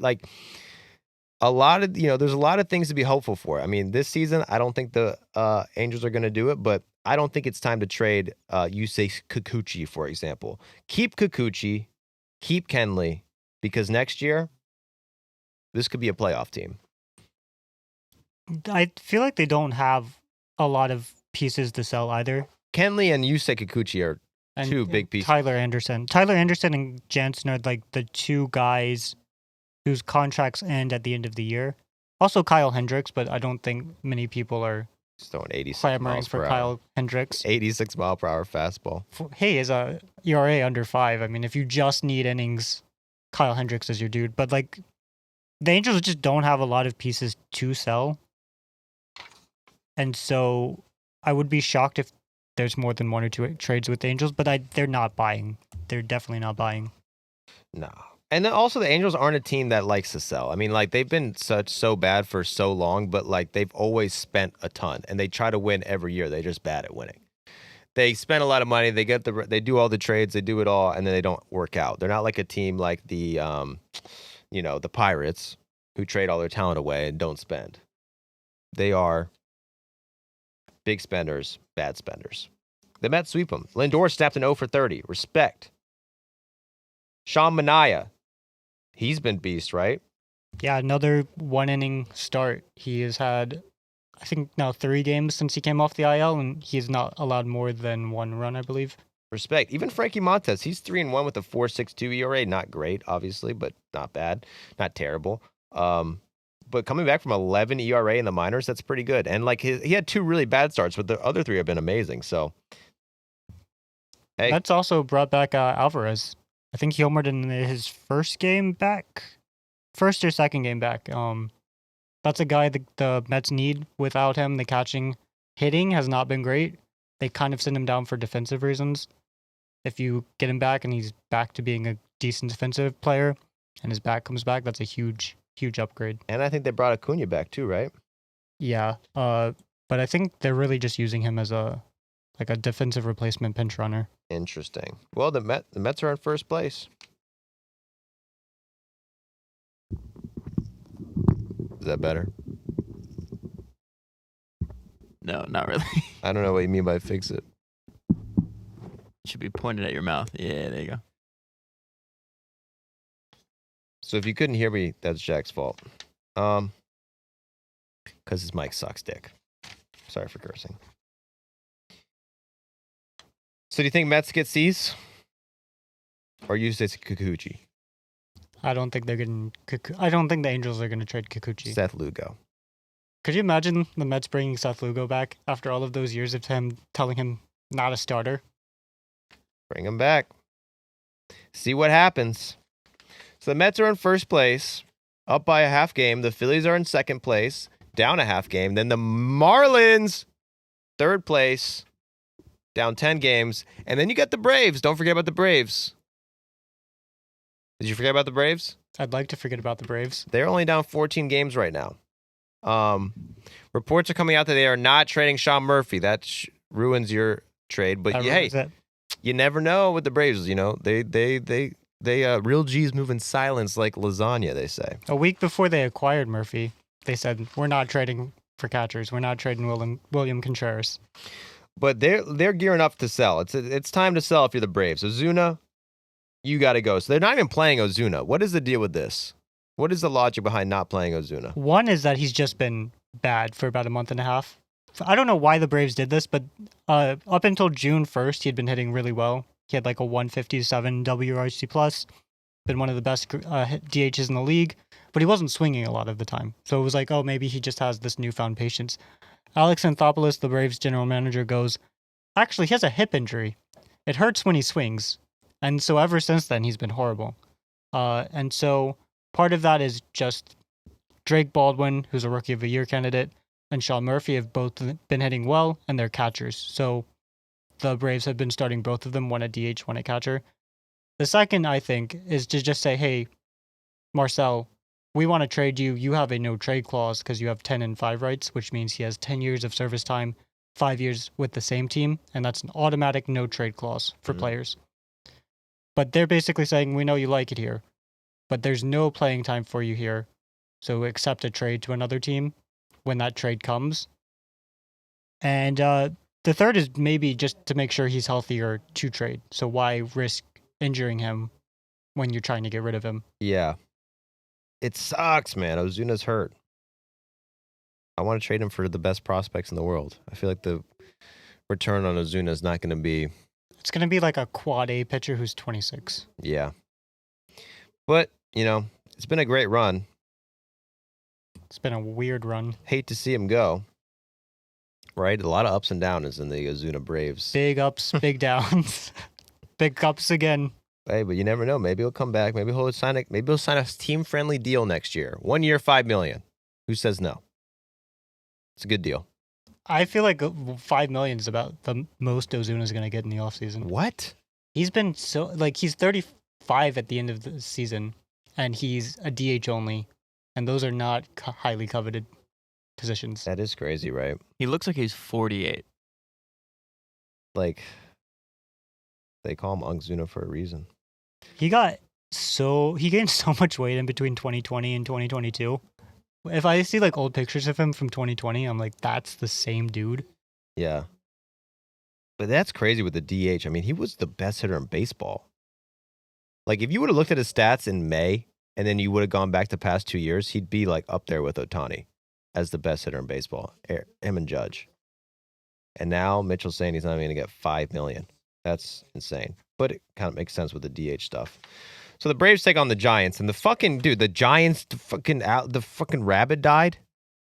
The Raleigh Rabbit. You're going to tell me this right now? I'm going to find this out like 2 minutes before the podcast starts. Alex the Great, the Flemish giant therapy rabbit, often seen at Giants games, always such a lovable and calming sight when he was there, has passed away. It's sad, and I don't know what this means for the Giants' future, but they've actually been playing a lot better since this thing died. I think we need a moment of silence for Alex the Great. In his tribute, I do think we need to do something for this rabbit. Can we take a moment of silence real quick? Yeah.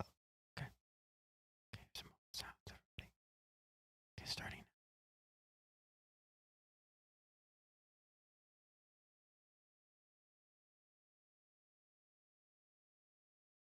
Okay, thank you for everything you did for these Giants and for being so fluffy and hoppy and If you're having big teeth and enjoying carrots, and we love you. Well, I we mean, they miss shouldn't have you. fed him so much fucking food if they wanted him to live so long. This It the is fattest weird to feed a of all rabbit time, hot dogs, right? I mean, the thing was obese, It man. died of cancer. Okay, but we all know that, you know, No, I'm just saying. I'm partially agreeing. Like, he was a Hashtag big fuck rabbit cancer. that can cause some issues. gone too soon, man. And, you know, I mean, this just happened the other day. So July 21st, this happened on Monday or Sunday. And it sucks.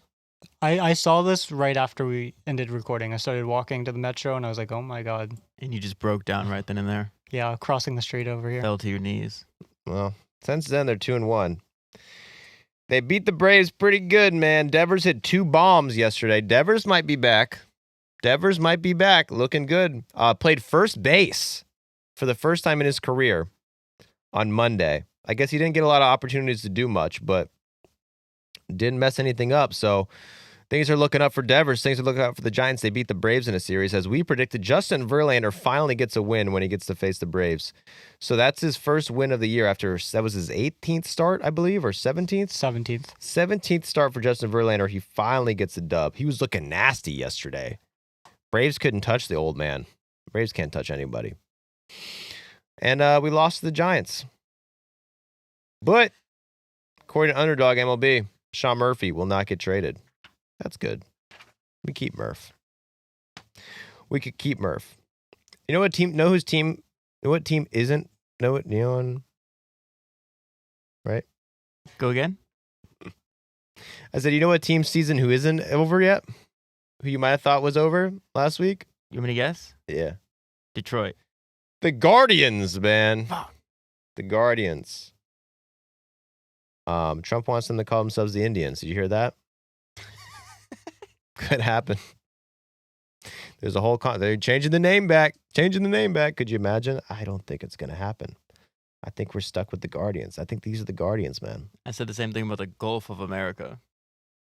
You thought they were going to change it back? I thought they weren't going to change it. Now it's the Gulf of America. Oh, You for never real? know.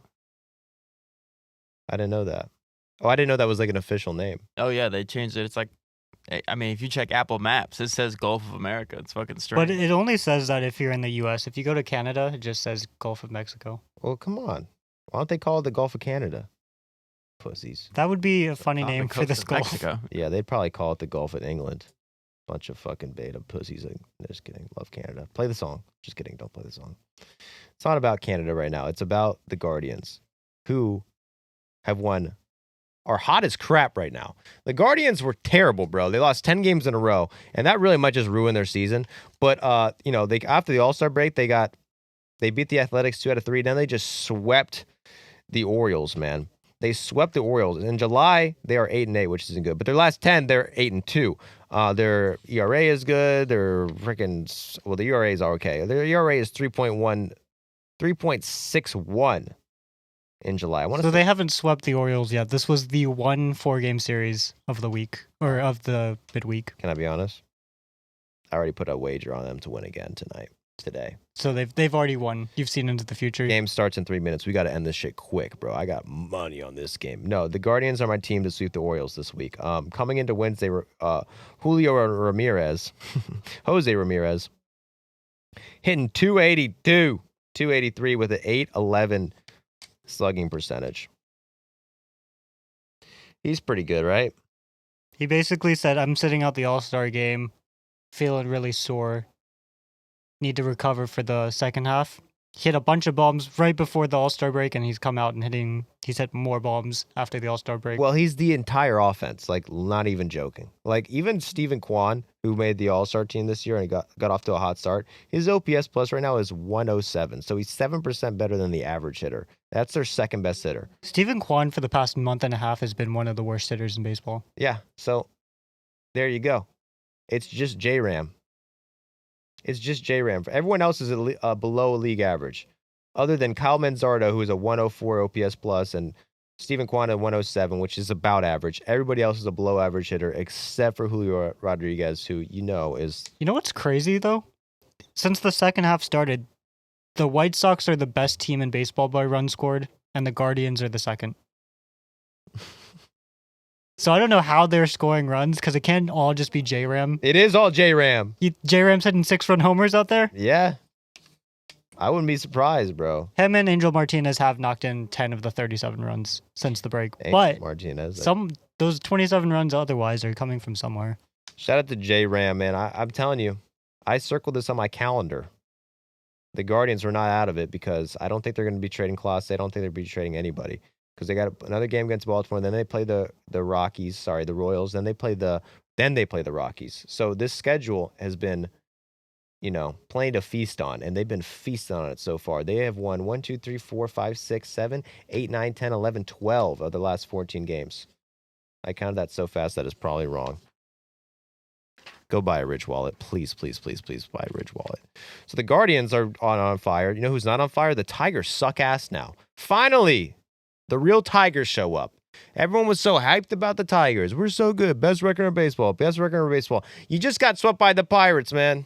You're not good anymore. Mitchell picks a team they suck. Sorry, it's your fault. You like the Braves, you like the Pirates. Sorry, you like the Tigers. They both suck now. What happened to the Tigers? Their bullpen is awful. So coming man. So coming into this series, the Pirates were 1-9 in their last 10. They were on a 3-game losing streak. They lost 11 of their last 12. They got swept by the White Sox. They just got swept by the White Sox. A 40 WRC plus in July. That's last place. They've scored the least amount of runs in July coming into the series, and they swept your Tigers. Mitchell, why? First start, Paul Skeens, electric. Pretty good. Didn't allow a run, 6 innings. That's basically like the norm for Paul Skeens, but this time, the Pirates scored runs. Respect. 3 of them. Second game, I have no idea. Casey Mize just had a bad start. Spencer Horwitz went 3 for 4. He had a great series. Hit a grand slam yesterday. And then they called up this dude, his MLB debut, Troy Melton. He allows 6 runs. The Tigers only had 5 base runners the entire game. So right now their offense has not been good. They have a ton of cold hitters. In July, they are the 5th worst offense in baseball. Guys like Javi Baez, Trey Sweeney, who else? Winsell Perez, Parker Meadows are all some of the worst hitters in the league. And then they have had a bad bullpen. Right? And honestly, their rotation, kind of rough. It's just Tarek Skubal and a bunch of guys struggling. Flaherty's struggling? Flaherty's been struggling. Mize hasn't really. He had that one bad start during the series. But then they have Cater Montero, who hasn't been great all year. Hey, maybe it's a blessing in disguise because when we talked about the trade deadline episode, we just felt like the Tigers were going to sit pat and do nothing because they'd just been so good this year. But maybe this adds pressure on the front office to make some trades, which I think they should, man. Because like I said, the Tigers have been amazing, and everyone's have such high hopes for the Tigers. But when it comes down to it, would you really be surprised going into the playoffs? I don't think we're going to look at the Tigers like this is by far the best team in the AL, who's obviously going to be in the World Series. And if they don't, it's going to be a mistake. They're going to be coming into series either equal or underdogs. They might have the second best record in baseball by the time the season's over, but I wouldn't put money on them to go past the division series. Right? If they went in a head-to-head matchup against the Astros, are they favorited in that series? I wouldn't put them ahead of some of the AL East teams. Yeah, Yankees. Probably not. The Blue Jays, maybe not. Even the Red Sox. All these teams are on par with the Tigers. So to just sit there because you have an 8-game lead in the division. I think they've got to do something with the bullpen. Right now, Will Vest has been excellent. But the rest of the bullpen, Tommy Canley and his changeup, 4.73 ERA. Bo Brisky, he was one of the big pitching chaos dudes last year, 6.55 ERA. Overall, their team bullpen ERA is within the top or the bottom 10. So they've got to just do something about the bullpen. Dude, I honestly think the Guardians might win the division. You think the Guardians are going to win the division? I think there's a small chance, dude. I honestly would not be surprised. I'm half predicting the Guardians. I think you should put money on that right now. I will. And then at the end of the year, when you hit you got to share the wealth. I mean, they're going up. They got a good stretch. I mean, they're playing the Royals, like I said. Then the Rockies. Then they play the Twins, who we all know the Twins aren't good. Then they play the Mets, tough series. Then they play the White Sox. easy series. Then they play the Marlins. By that point, they'll be bad again. Then they play the Braves, they'll be bad. And then they play the Diamondbacks, who they're going to trade all their players by then. Then they play the Rangers, who are going to be really good, Rays, and the series, and they don't play hard teams until August, mid-August. I don't think the Don't Tigers. sleep. I don't think the Tigers are panicking yet. Yeah, they're not panicking, but they should. I do think I think Flaherty has like a 6 ERA in his last couple of starts. The way that the Tigers have been playing, the front office has to be looking and saying, how can we improve this team that's clearly overperformed in the first half? Yeah, so they've lost 9 out of their last 10, seems. 9 out of their last 10. The one game they won was a 2-1 pitcher's duel where Skubal pitched 7.1 innings. That goes back. I mean, dude, the Guardians, bro. Like, if they didn't go on that 10-game losing streak where they lost 4 games in a row by 1 run, they could be like, 5 games back, and it would be a completely different narrative going on. But still, with the Tigers losing 9 out of 10, still with the 8-game lead over them, they're feeling pretty good.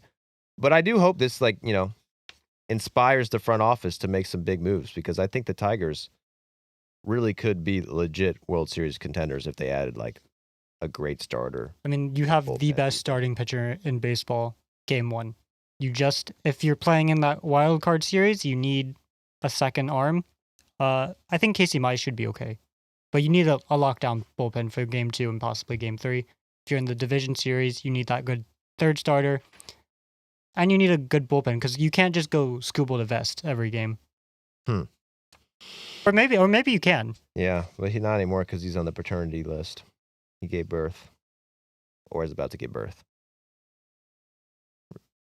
Skubal Jr.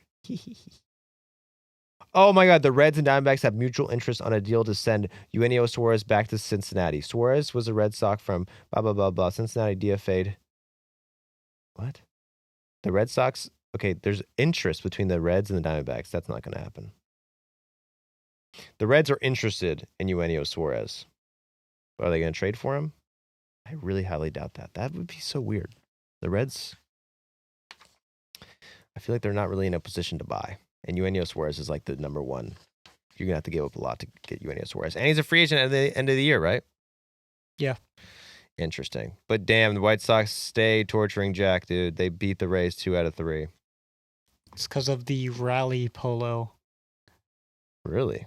I think Dan Plesac, he's filling in for one of the color commentators for the White Sox, and he wore the same white polo for 5 straight days. And the White Sox had the best offense in baseball, so he didn't wash it. It was like a thing. The rally cry was "Embrace the stench," and it worked for the White Sox.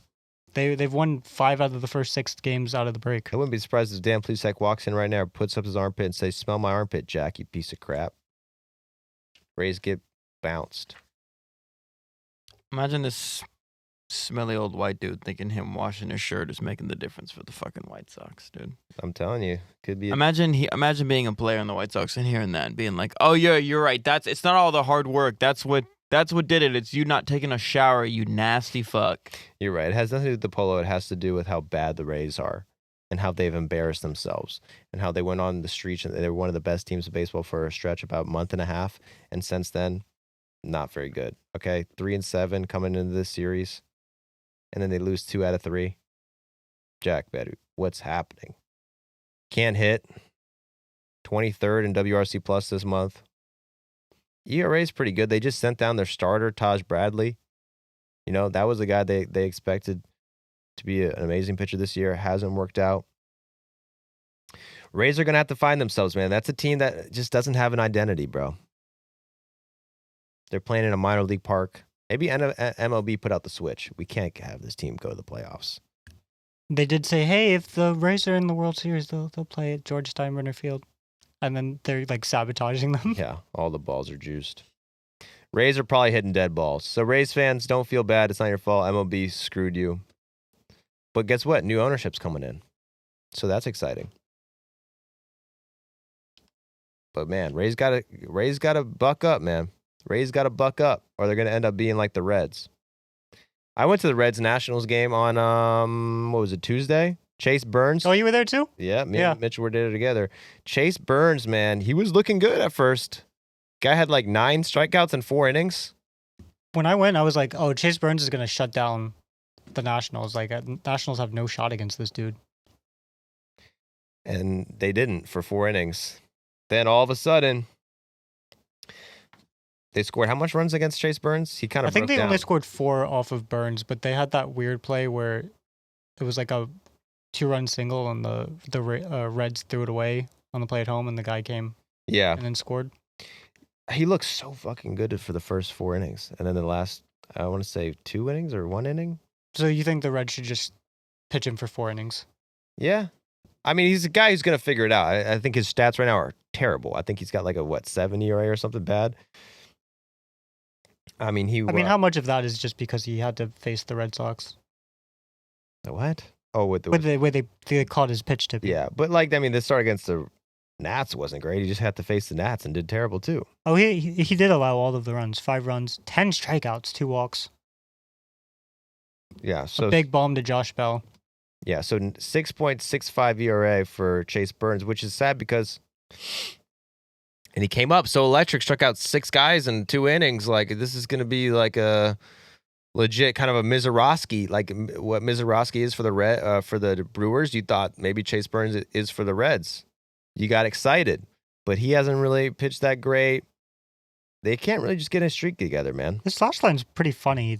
He has a 14.5 K per 9, 4.6 walks per 9, 1.7 homers per 9. He has a 378 FIP, and his ERA is 6.65. I have a feeling he's going to be elite, but not so far. I'm surprised with that arm slot that hitters can hit. He has a very over-the-top arm slot, and he's throwing like 99. I saw it in person, Mitch. It's good stuff. Ball is lively.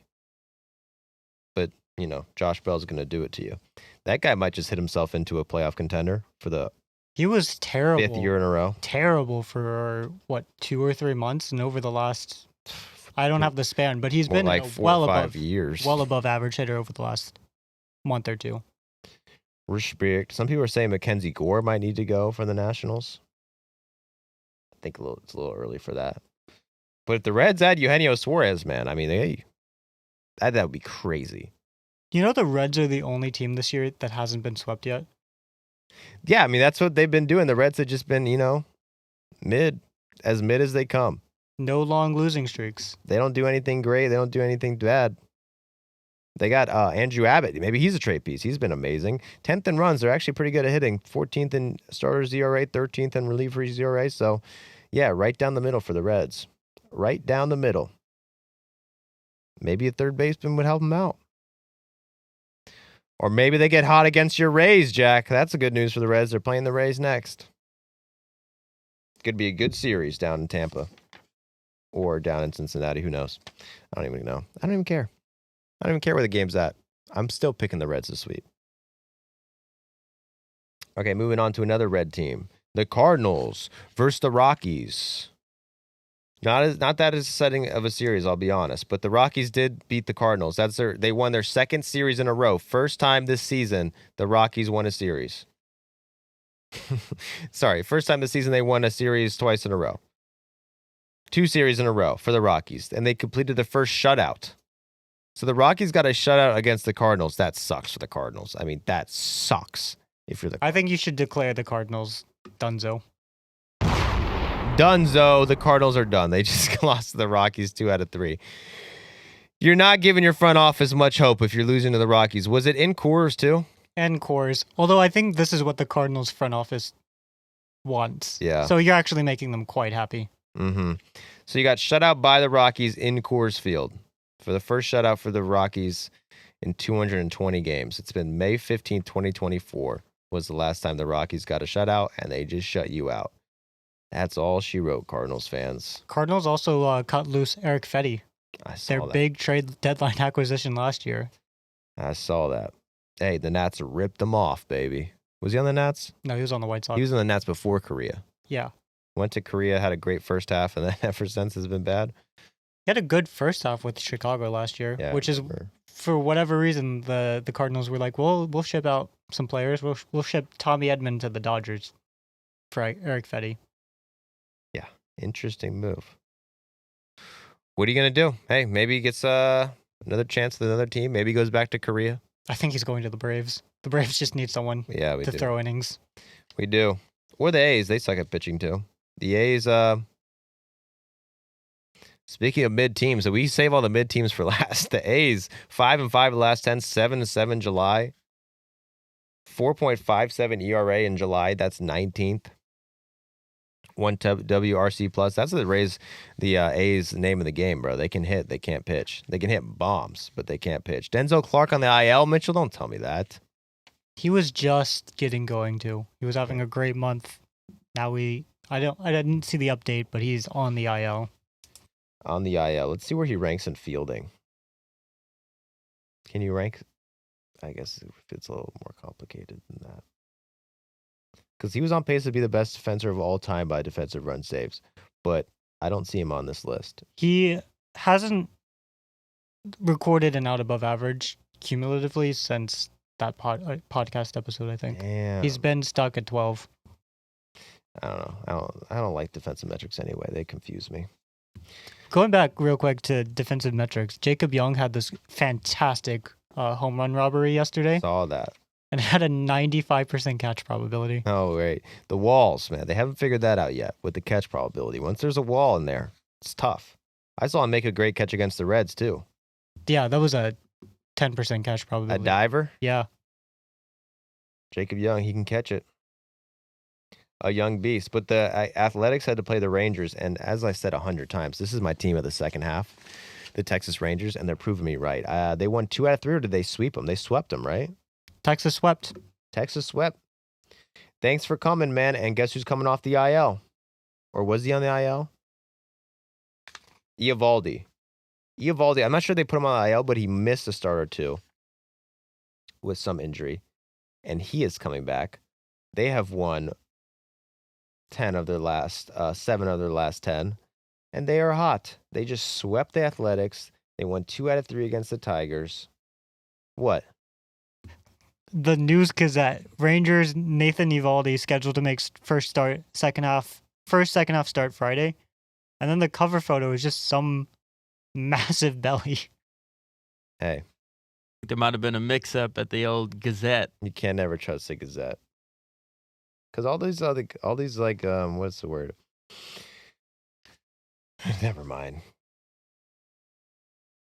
Because you go on like websites to read the news, and like the whole website is just covered with spam ads. It's like, damn.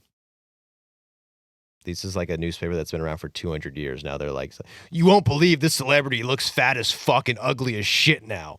She used to be so hot when she was 18 on Saved by the Bell. Now she's fat and ugly.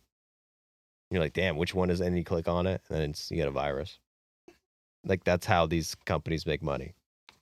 The fourth state, baby. They're making like 0.2 cents per ad shown, and it's, a 200-year-old paper. Yeah, it's like, this is the newspaper that exposed the controversy that got Theodore Roosevelt elected in 1921. And now it's just,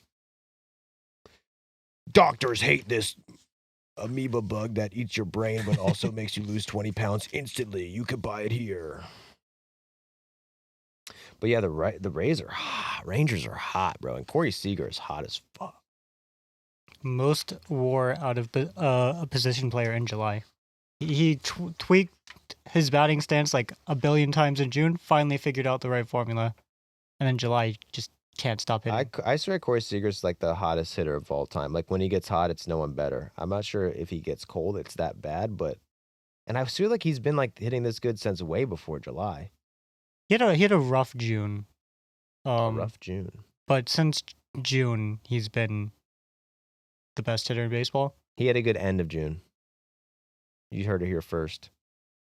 If you go back to June 26th, that's what I'm going to say the hot streak started. 722 slug for Corey Seager. And Simeon's been hitting better too, right?